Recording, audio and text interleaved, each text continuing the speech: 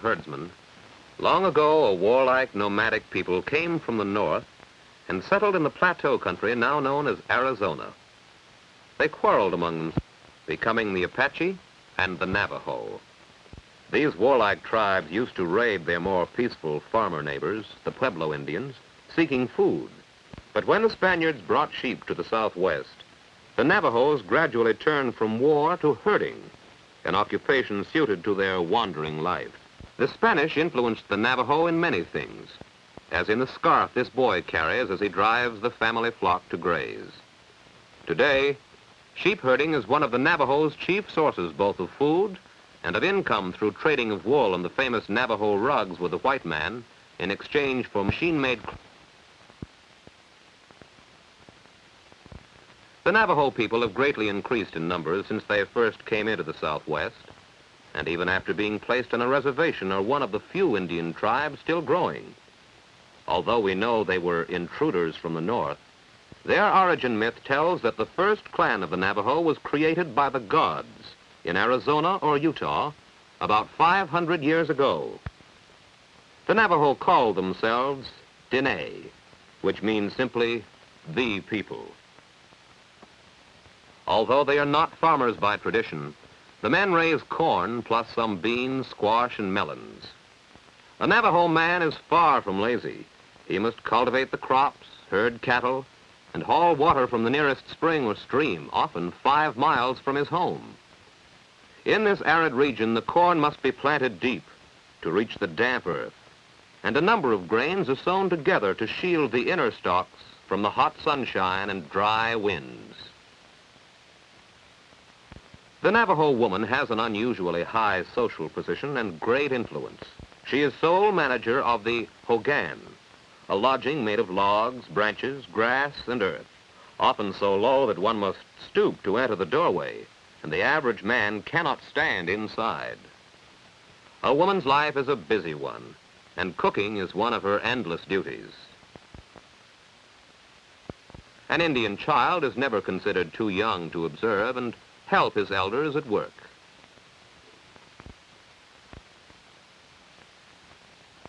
You may think it odd that jewelry is worn while at work, but you will always find a Navajo wearing turquoise in some way, as they believe it gives them protection from lightning, snake bite, and all forms of evil. Cornmeal is made into several kinds of bread. Your mother would use a muffin tin. The Indian housewife shapes the dough like this. The cornbread is placed under the coals of an outdoor fire and baked thoroughly.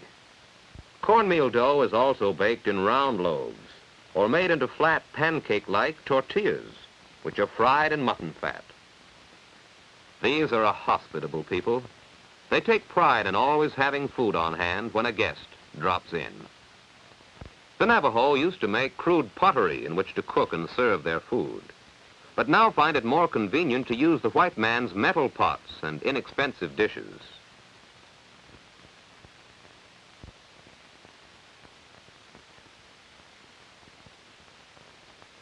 The children have pets of all kinds. The puppy is this small boy's companion and toy. This child is too young to have acquired the patience which we associate with his race, and he decides a push will help the dog make up its mind about eating.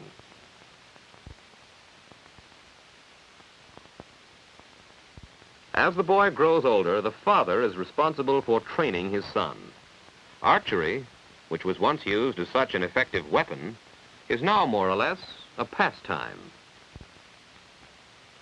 Reaching the age of 7 or 8, a Navajo boy is able to ride a horse and herd sheep. He is often given a few lambs as the start of his own future flock. Even if he is sent to a government boarding school, his parents will care for his sheep. And when he returns to become a shepherd, as his people have been for over 3 centuries. When we hear the word Navajo, we immediately think of the Navajo rugs and blankets, which have become world famous. Navajo women probably learned the art of weaving from their Pueblo neighbors, but soon surpassed them in it. The first articles were made of wild cotton, then growing in northern Arizona.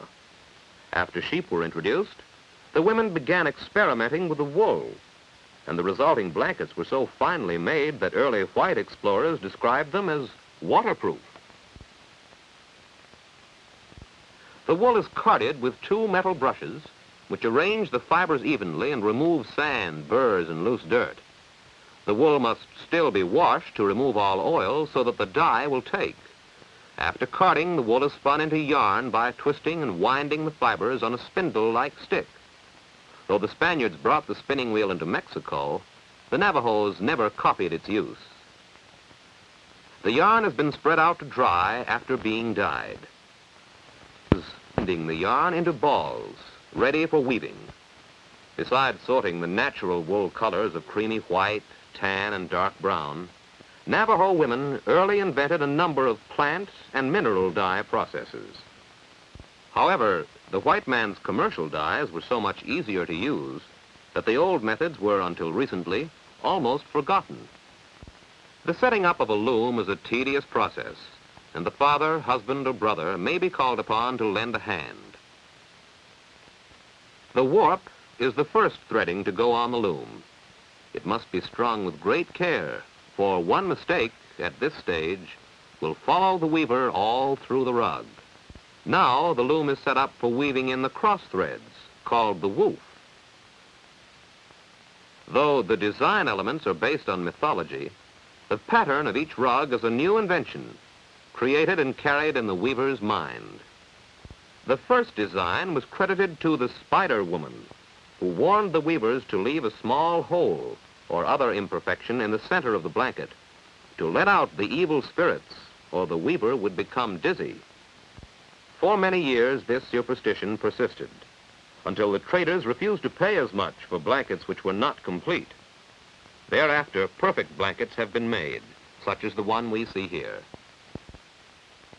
Making silver jewelry is the work of the men, who rank among the finest silversmiths in the world. This art was learned from the Spanish, probably by way of wandering Mexican craftsmen, and the silver itself was never mined by the Navajos, yet there is no more characteristic Indian product than the jewelry which has been developed by the Navajo tribe. There's nothing a Navajo Indian enjoys more than driving a good bargain, and a trip to the trading post is a family outing. The trader's success depends on his reputation for fair dealing, and much of the Indian's opinion of all white men is based on their experience with this one representative of the white race.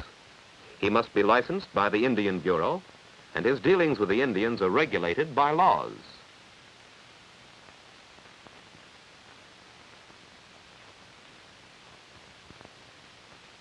The trading post is not keep in touch with events on the reservation, as well as with those happenings in the world outside that may affect their lives. Much of the business must be conducted on a credit basis. The Navajo's chief source of income is from the sheep, and the government only allows wool and sheep to be bought in the spring and fall. At other seasons, the family may have used up its income from the last sale of wool.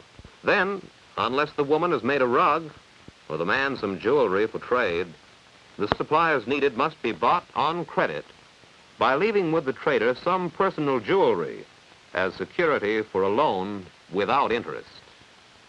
In this way, the trader has accumulated thousands of dollars worth of jewelry, which is of no value to him, since he cannot sell it without breaking faith with his customers. The Navajo tribe is unusually fortunate in having been placed by the government on a reservation of the same land in which their native way of life was developed. Their wisdom in taking over only those useful things that fit in with this traditional life accounts for much of this Indian people's success in adjusting to the changes brought about by the coming of the white man.